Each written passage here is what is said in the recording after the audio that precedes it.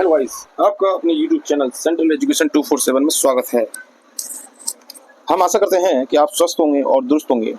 चलिए, ये हमारी साइंस की वीडियो है जिसके अंदर हमने कुछ फैक्ट्स अपने दिए हैं। इसमें सभी 1 बाय 1 पॉइंट आपको दिए गए हैं जो आरआरबी से संबंधित परीक्षा के लिए काफ़ी उपयोगी है। इनमें से एक सवाल आपके पूछा जा सकता है, ये काफ़ी इंपॉर्टेंट है और ये स्पीडी सेक्शन से लिया गया है। जो स्पीडी की बुक है साइंस की, उसी का ये एक भाग है जिसमें आपके मेन पॉइंट दिए गए हैं। तो चलिए चलते हैं और अपने साइंस की वीडियो को देखते हैं। तो देखिए, सबसे पहला जो पॉइंट है आपका वह है इकाई समय में तय की गई दूरी चाल कहलाती है। यानी कि इकाई समय का मतलब क्या है, आपको पता है चाल बराबर होता है आपका दूरी बटे समय। ठीक है, तो इकाई समय यानी कि 1 सेकंड में, ये इसकी इकाई हो गई। 1 सेकंड में जितनी भी दूरी तय करते हैं उसको हम क्या कहते हैं, चाल कहते हैं। ठीक है, नेक्स्ट पॉइंट है आपका इकाई समय में निश्चित दिशा में तय की गई दूरी क्या कहलाती है, वेग। देखिए, वेग और चाल दोनों सेम ही है, बस फर्क इतना है चाल में जो है दिशा नहीं होती है क्योंकि यह अदिश राशि है, और वेग में दिशा होती है, ये सदिश राशि है। तो ठीक है, तो ये सदिश है, ये अदिश राशि है, इसी बस केवल इतना ही फर्क है। नेक्स्ट पॉइंट अपना, सदिश राशियों में परिमाण और दिशा दोनों होती हैं जबकि अदिश राशियों में केवल परिमाण होता है। ठीक, आपको बता दिया। जैसे कि देखिए, चाल में केवल किस चीज की जरूरत थी, केवल इसमें जो था परिमाण दिया है, दिशा नहीं दी, तो इसलिए केवल ये अदिश राशि है। और वेग के अंदर दिशा और क्या परिमाण दिया होता है तो उसे हम सदिश राशि कहते हैं। जैसे चाल में आपको बता दिया कि मोहन ने 2 किलोमीटर की दूरी तय की, पर उसने ये नहीं बताया किस दिशा में तय की, तो ये हो गई उसकी चाल। और यदि ये बता दे मोहन ने पूर्व से पश्चिम की ओर 2 किलोमीटर दूरी तय की, तो इसमें हमने आपको क्या बता दिया, दिशा। या ये कह सकता है कि मोहन पूर्व दिशा की ओर 2 किलोमीटर प्रति घंटे की रफ्तार से जा रहा है, तो इसे हम बोलेंगे वेग। नेक्स्ट पॉइंट, चाल एक अदिश राशि है जबकि वेग एक सदिश राशि है। ठीक, नेक्स्ट पॉइंट, किसी वस्तु द्वारा निश्चित दिशा में स्थान परिवर्तन क्या कहलाता है, विस्थापन। अब देखिए, ये समझिए आप, किसी वस्तु द्वारा निश्चित दिशा में, अब कोई वस्तु आपकी यहाँ ए पोजीशन पर है और कोई दूसरी ये ही वस्तु बी पोजीशन पे पहुंच जाती है, एक निश्चित दिशा में चलते हुए यहाँ से यहाँ तक गई, तो एक निश्चित दिशा में ए से बी की ओर गई, एक निश्चित दिशा में एक स्थान परिवर्तन करती है, उसे हम क्या कहते हैं, विस्थापन कहते हैं। ठीक है, इसी दिशा में उसने दूरी भी तय की, तो ये विस्थापन कहलाया। विस्थापन शून्य हो सकता है लेकिन तय की गई दूरी शून्य नहीं हो सकती है। आप विस्थापन को तो शून्य कर सकते हो, परंतु जो उसके द्वारा तय की गई दूरी है उसे शून्य नहीं कर सकते हैं। ठीक, ये आपको बाद में पता चल जाएगा जब एग्जाम्पल में बताएंगे। तो देखिए, नेक्स्ट, वेग में इकाई समय में तय होने वाले परिवर्तन को उस पिंड का त्वरण कहते हैं। वेग में प्रति इकाई सेकंड में। अब देखिए, वेग बराबर क्या होता है, वेग बराबर आपका पता है क्या है, दूरी बटे समय। ठीक है, अब इसने बोला यदि इसी वेग का समय के सापेक्ष, एक मिनट देखिए, इसी वेग का समय के सापेक्ष परिवर्तन होता है तो उसे हम क्या कहते हैं, त्वरण कहते हैं, जिसे ए से डिनोट करते हैं। ठीक है, नेक्स्ट, उसे त्वरण कहते हैं। अब देखिए, नेक्स्ट पॉइंट क्या है, त्वरण और विस्थापन दोनों ही सदिश राशियां हैं, तो आपको ध्यान रखनी है, दोनों क्या है, सदिश राशियां हैं, दोनों में दिशा होती है। न्यूटन के प्रथम गति नियम के अनुसार कोई वस्तु गतिशील है तो वह गतिशील और स्थिर है तो वह स्थिर रहना चाहती है जब तक कि उस पर कोई बाह्य बल कार्य ना करे। तो देखिए, इस वाले पॉइंट को समझते हैं। अब देखिए, कोई वस्तु है, न्यूटन ने क्या बताया कि कोई वस्तु ए है और बी है, वह इस स्थान पर रखी हुई है ए पर, अगर जब तक इस पर कोई बाहर से फोर्स न लगाया जाए तो वह एक स्थान से दूसरे स्थान की ओर नहीं जाएगी। ठीक है, अब इस पर इन्होंने बल अप्लाई किया, ठीक है, तो ये इस दिशा में किया तो इस दिशा में गई। यदि इस पिंड को इस दिशा की ओर लगाते बल तो ये इस दिशा की ओर जाती। तो कहने का तात्पर्य क्या है, न्यूटन ने जो बोला था, प्रथम नियम दिया था, तो उन्होंने बोला था कि कोई वस्तु गतिशील है तो वह गतिशील ही रहेगी और स्थिर है तो वह स्थिर ही रहेगी। ठीक है, जब तक कि उस पर कोई बाहरी बल कार्य न करे। जैसे हमारी पृथ्वी है, पृथ्वी क्या है, पृथ्वी राउंड चक्कर लगा रही है, जब तक इसे कोई व्यक्ति रोके ना या कोई घटना द्वारा इसे रोका ना जाए जिसमें कोई बल ना लगे, जब तक ये ऐसी ही घूमती रहेगी। ये कहने का नियम है न्यूटन का। और कोई वस्तु यदि स्थिर है, एक स्थान पर रखी हुई है कहीं, तो ये यहाँ से यहाँ तक नहीं आ सकती जब तक कि इसमें कोई भारी फोर्स ना लगाया जाए। ठीक, ये पॉइंट आपका क्लियर हो गया होगा।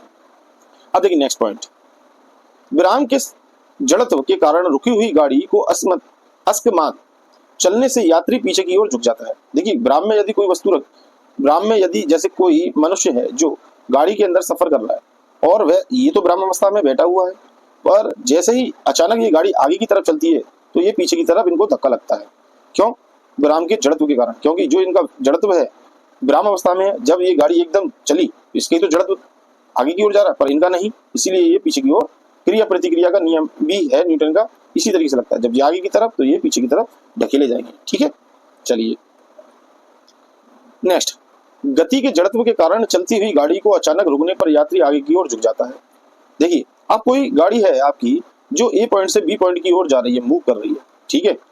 अब क्या होता है, इसमें जो बैठे यात्री हैं, इस गाड़ी के अंदर जो यात्री बैठे हैं आपके, ये गाड़ी तो गतिशील है, तो गतिशील होने के कारण ये, और इसमें जो व्यक्ति बैठा है वह भी गतिशील है, और ये एकदम स्टॉप हो जाती है, रुक गई, तो इसमें जो व्यक्ति बैठा है वह तो अभी भी गतिशील है ना, क्योंकि उसने थोड़ी ना ब्रेक लगाई, ब्रेक तो इस गाड़ी की लगी, तो इसका जो जड़त्व है वह इसको आगे की ओर ले जाएगा कुछ समय के लिए, जब तक कि ये रुके ना। ठीक है, नेक्स्ट, तो गति के जड़त्व के कारण क्या होता है, यात्री आगे की ओर झुक जाता है, तो आपको ध्यान रखना है।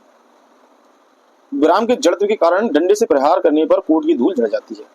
ठीक है, नेक्स्ट पॉइंट आपका, न्यूटन के प्रथम गति नियम से बल की परिभाषा प्राप्त होती है। यदि आपसे पूछे बल की परिभाषा किससे प्राप्त होती है, तो न्यूटन के प्रथम नियम से। नेक्स्ट पॉइंट, बल वह भौतिक कारण है जो किसी वस्तु पर लगकर उसकी अवस्था में परिवर्तन लाता है या लाने की चेष्टा करता है। ये आपको ऊपर अभी बताया है। बल क्या है, बल वह भौतिक कारण है, जैसे कोई पिंड है, जब तक बाहर से अप्लाई नहीं होगा बल, ये कारण ही तो, ये पोजीशन ही तो है जो इस पर लग रही है, तभी तो ये क्या है, गतिशील अवस्था में आ रहा है। ये कहना चाहता है बल की परिभाषा, यानी कि ये क्या करता है, जिसमें भी बल अप्लाई होता है उसमें उसकी अवस्था में परिवर्तन लाने की चेष्टा करता है। अगर कोई स्थिर में है तो इसे गतिशील कर देगा, यदि कोई गतिशील घूम रहा है और इसको कोई बाहर से बल इसे रोके तो इसे रोक देगा। नेक्स्ट, किसी पिंड द्वारा इकाई समय में ध्रुवांतर पर बनाया गया कोण कोणीय वेग कहलाता है। अब कोई पिंड है, सपोज करो एक पिंड इस स्थिति में है, इस तरीके से ये एक केंद्र के सापेक्ष गति करता रहे तो ये क्या कहलाएगा, कोणीय। क्योंकि देखिए, एक ये ध्रुव मान लीजिए, एक ये ध्रुव, इन्हीं ध्रुव के बीच में यदि ये गति करता रहेगा तो ये क्या बनेगा, और ये कुछ समय तो लेगा बनाने में, तो इसे हम बोलेंगे कोणीय वेग। ठीक, जिसका मात्रक क्या है, रेडियन प्रति सेकंड। न्यूटन के प्रथम गति नियम को जड़त्व का नियम या गैलीलियो का नियम कहते हैं। तो आपको ध्यान रखना है, जो न्यूटन का प्रथम गति का नियम है, दो नाम है उसका, एक तो जड़त्व का नियम या आप बोल सकते हैं गैलीलियो का। नेक्स्ट, किसी वस्तु की मात्रा और वेग के गुणनफल को संवेग कहते हैं। यदि कोई वस्तु आपके पास दी गई है, उसका द्रव्यमान यानी कि m और उसका वेग यानी कि v, जो किसके बराबर है, p के, p यानी कि संवेग, ये न्यूटन का नियम है, सेकंड लॉ। ठीक है, तो आपको ध्यान रखना है, किसी वस्तु की मात्रा और वेग के गुणनफल को संवेग कहते हैं। न्यूटन के द्वितीय गति नियम के अनुसार किसी वस्तु के संवेग में परिवर्तन की दर उस वस्तु पर आरोपित बल के समानुक्रमानुपाती तथा द्रव्यमान के व्युत्क्रमानुपाती होता है, और त्वरण की दिशा बल की दिशा में होती है। तो आपको यही बता दिया, संवेग में यदि परिवर्तन हो, अभी हमने संवेग आपको बताया क्या होता है, m × v बताया ना, यदि इसमें परिवर्तन हो समय के सापेक्ष, ठीक है, समय कुछ समय में संवेग में परिवर्तन हो, तो उन्होंने क्या बताया है आपको, ये तो बल के समानुपाती होती है, यानी बल के तो बराबर होती है, पर द्रव्यमान की क्या होती है, अनुक्रमानुपाती, यानी 1/m के इक्वल होता है संवेग, यानी p, याद रखना है।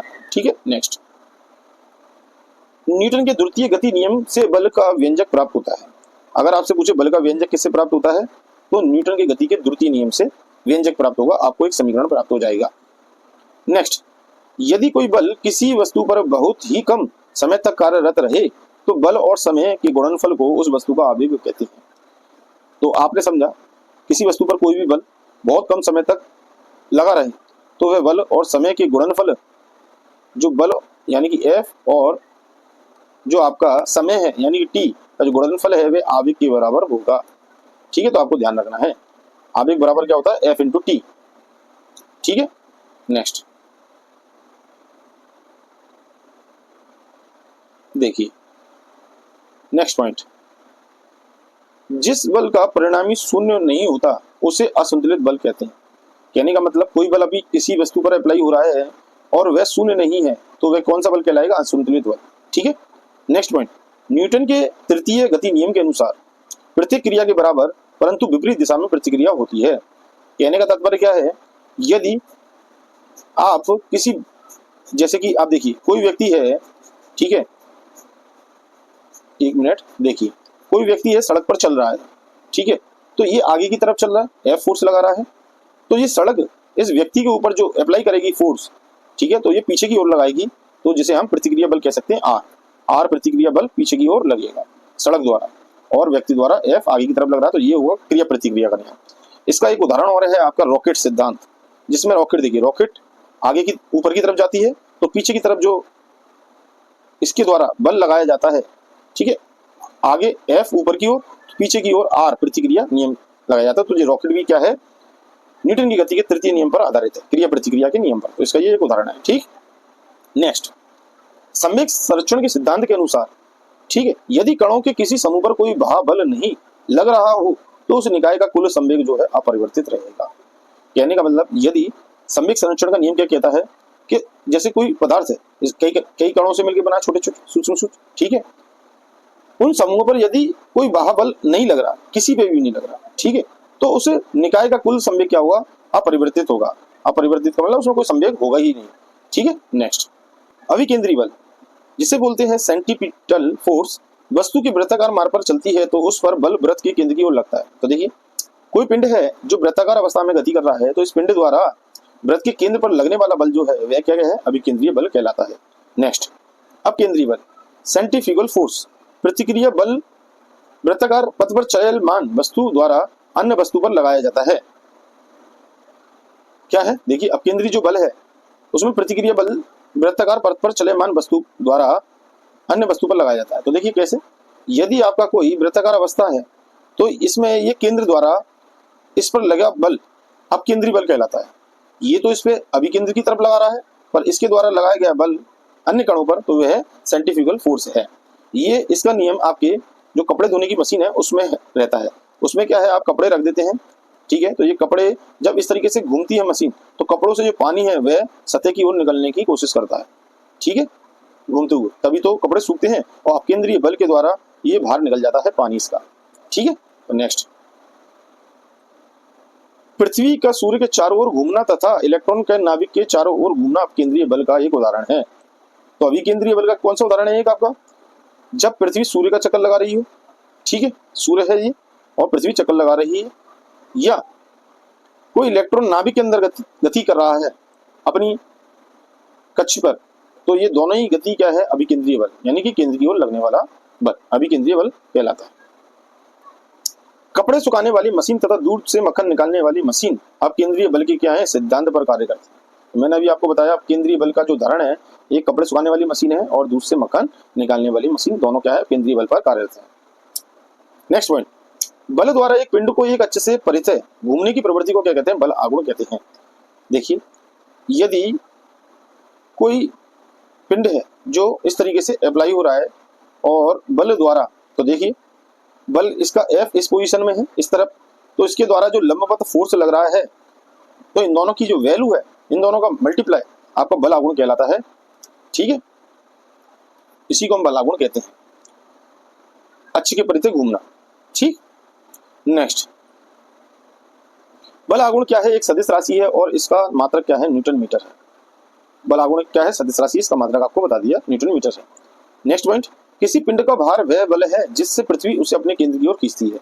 जो गुरुत्वाकर्षण बल है वह भी क्या है, भार है, ध्यान रखना, वह भार बल है जिससे क्या होता है, पृथ्वी अपने केंद्र की ओर आकर्षित करती है।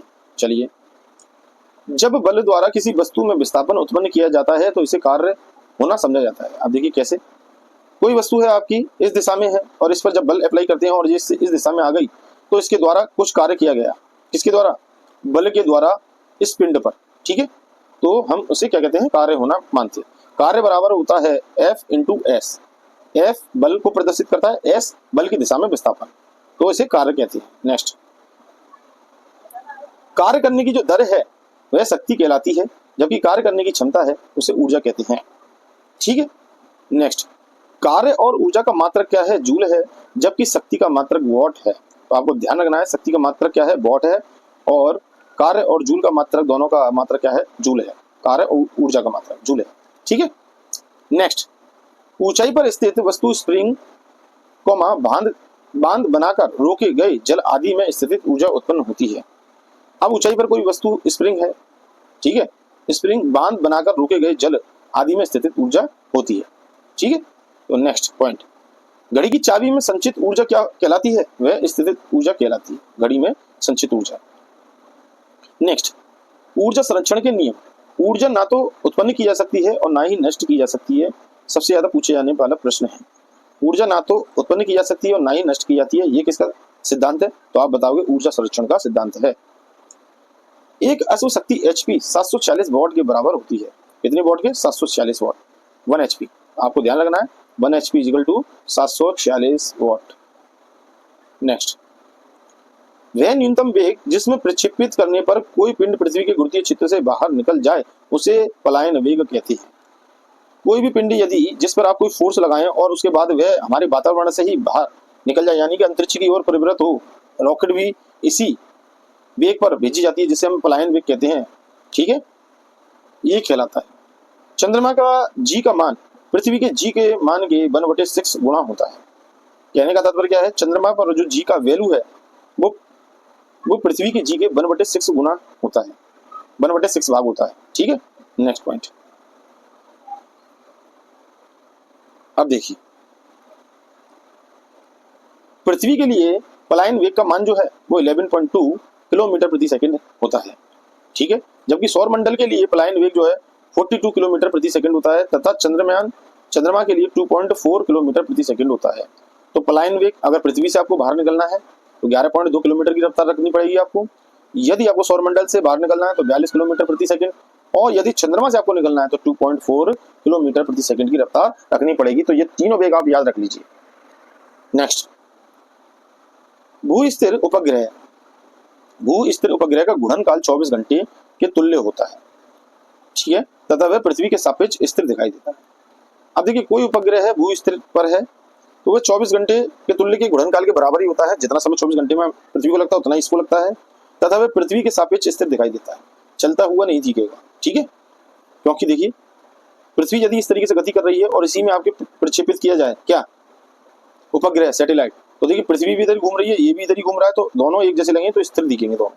ठीक है, नेक्स्ट, दाब का SI मात्रक क्या है? न्यूटन प्रति वर्ग किलोमीटर या पास्कल होता है। तो आपसे पूछा जाए दाब का SI मात्रक क्या है, तो आपको बताना है न्यूटन मीटर स्क्वायर या पास्कल।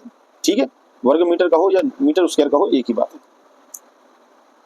वायु दाब बैरोमीटर का पारा का अचानक बढ़ जाना यह सूचित करता है कि मौसम स्वच्छ रहेगा। याद रखना, अगर पारे का माप बढ़ रहा है अचानक तो इसका मतलब मौसम में स्वच्छता रहेगी। नेक्स्ट, पृष्ठ तनाव के कारण वर्षा की बूंदें गोलाकार तथा शेविंग ब्रश को जल से निकालने पर इसके केस आपस में सटे रहते हैं। तो देखिए, ये पृष्ठ तनाव का ही कारण है जिसमें वर्षा की बूंदें क्या है, गोलाकार रहती हैं, और शेविंग ब्रश को जल से निकालने पर उसके जो केस हैं आपस में सटे जाते हैं, यानी चिपक जाते हैं। नेक्स्ट पॉइंट, केशिकत्व यानी कि कैपिलरी के कारण लालटेन की बत्ती में तेल ऊपर चढ़ता है। देखिए, लालटेन है आपकी, इसमें एक लौ लगी रहती है। ठीक है, एक मिनट, देखिए लौ लगी रहती है और इसके अंदर क्या है, आपका तेल भरा हुआ है। तो तेल जो है इस पर छड़ने का जो कार्य करता है वे कौन सी प्रक्रिया कहलाती है? केशिकत्व क्रिया। कैपिलरी के नियम से ही ये क्या है, यहाँ तक पहुंचती है बत्ती के माध्यम से, तब ये प्रज्वलित होती है। नेक्स्ट, ग्लॉस्टिक पेपर से स्याही का सुखाया जाना भी क्या है, केशिकत्व के कारण होता है। ग्लॉस्टिक पेपर से स्याही का सुखाया जाना, ठीक है, तो वे केशिकत्व के कारण ही होता है। नेक्स्ट पॉइंट, ध्वनि तरंगे अनुदैर्घ्य तरंग का उदाहरण है, जबकि प्रकाश की तरंगे अनुप्रस्थ तरंगों का उदाहरण होती है। ठीक है, नेक्स्ट, आवृत्ति को हर्ट्ज में मापा जाता है। तो आपको ध्यान रखना है, आवृत्ति किसमें? हर्ट्ज में मापा जाता है। ध्वनि का वेग हवा में 332 मीटर प्रति सेकंड, जल में 1483 मीटर प्रति सेकंड और लोहे में 5130 मीटर प्रति सेकंड होता है। तो ध्वनि का वेग किसमें सबसे ज्यादा होता है? लोहे के अंदर, फिर उसके बाद जल में, फिर उसके बाद हवा में। ठीक है, तो आपको ध्यान रखना है ध्वनि का वेग। ध्वनि का वेग पर दाब का कोई प्रभाव नहीं पड़ता। ध्वनि के वेग पर दाब का कोई प्रभाव नहीं पड़ता, ये आपसे पूछ सकता है। नेक्स्ट, ध्वनि की चाल तरंग दैर्घ्य एवं आयाम पर निर्भर करती है। ठीक है, तो आपको ध्यान रखना है ध्वनि की जो चाल है तरंग दैर्घ्य और आयाम पर निर्भर करती है। एक माध्यम से दूसरे माध्यम में जाने पर ध्वनि की आवृत्ति नहीं बदलती। यदि ध्वनि एक माध्यम से दूसरे माध्यम में जाती है तो उसकी आवृत्ति में कोई परिवर्तन नहीं होता है, आपको ध्यान रखना है। नेक्स्ट पॉइंट, 20 हर्ट्ज से नीचे की आवृत्ति वाले ध्वनि तरंगों को अश्रव्य और तथा 20 हर्ट्ज से 20,000 हर्ट्ज के बीच तक की आवृत्ति वाले तरंगों को श्रव्य तरंग कहा जाता है। तो आपसे रेंज पूछ सकता है कि अपश्रव्य तरंगों की रेंज क्या है, तो 20 हर्ट्ज से नीचे की जितनी भी आवृत्ति वाली ध्वनि है वे अपश्रव्य है, और 20 हर्ट्ज से ऊपर की 20 हर्ट्ज से और 20,000 के बीच की जितनी भी तरंगे हैं वे श्रव्य है, यानी सुनने वाली तरंगे कहलाती है। नेक्स्ट, 20,000 से ऊपर की तरंगों को पराश्रव्य तरंगे कहा जाता है। अब देखिए 20,000 से ऊपर पहुंच जाते हैं वे कौन सी तरंग कहलाएंगी, पराश्रव्य, ठीक है, जैसे हम सुन नहीं सकते। 20 हर्ट्ज से 20,000 के बीच के तरंगों को मानव कान सुन सकता है। तो आपकी रेंज, मानव कान की रेंज क्या है, 20 से 20,000 हर्ट्ज तक, जिसे हम श्रव्य तरंगे कहते हैं। तो ये इंपॉर्टेंट है, आप नोट कर लीजिए। नेक्स्ट, कुत्ता, बिल्ली एवं चमगादड़ आदि 20,000 से ऊपर की जो हर्ट्ज की तरंगे हैं उनको सुन सकते हैं। तो आपको ध्यान रखना है, जहां हमारी सीमा खत्म होती है उससे ऊपर की जितनी भी तरंगे हैं वे आपके कौन कौन सुन सकता है, कुत्ता, बिल्ली और चमगादड़। नेक्स्ट पॉइंट, पराश्रव्य तरंगों का प्रयोग समुद्र की गहराई, ट्यूमर का पता लगाने, वायुयान, घड़ियों के पुर्जों को साफ करने में किया जाता है। तो आपको ध्यान रखनी है, पराश्रव्य तरंगों का क्या है, घड़ियों के पुर्जों को साफ करने में, वायुयान और ट्यूमर का पता लगाने और समुद्र की गहराई के लिए उपयोग होता है। नेक्स्ट, प्रतिध्वनि सुनने के लिए श्रोता एवं परात्रक सतह के बीच कम से कम 17 मीटर की दूरी होनी चाहिए। तो आपको ध्यान रखना है, 17 मीटर की दूरी होनी चाहिए श्रोता और परावर्तक सतह के बीच में। चलिए, लोलक का आवर्तकाल लोलक के द्रव्यमान पर निर्भर करता है। तो आपने पेंडुलम देखा होगा, जिसे हम हिंदी में लोलक कहते हैं। ये इस तरीके से अपने आवर्तकाल में गति करता है, ठीक है। तो इसका जो द्रव्यमान है जो, ठीक है, m है, तो द्रव्यमान पे ही इसका आवर्तकाल निर्भर करता है, यानी कि t। तो आपको ध्यान रखना है। चलिए नेक्स्ट, कान पर ध्वनि का प्रभाव जो है 1/10 सेकंड तक रहता है। यदि आप कोई भी ध्वनि सुनेंगे तो 1/10 सेकंड तक वह आपके कान में रहेगा, उतने समय तक ठहरेगा, ठीक है, उसका प्रभाव।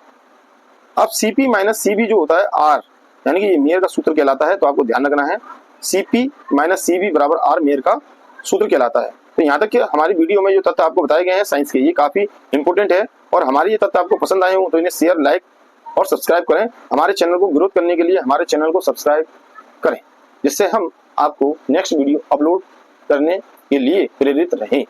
आपका बहुत बहुत धन्यवाद हमारी वीडियो देखने के लिए।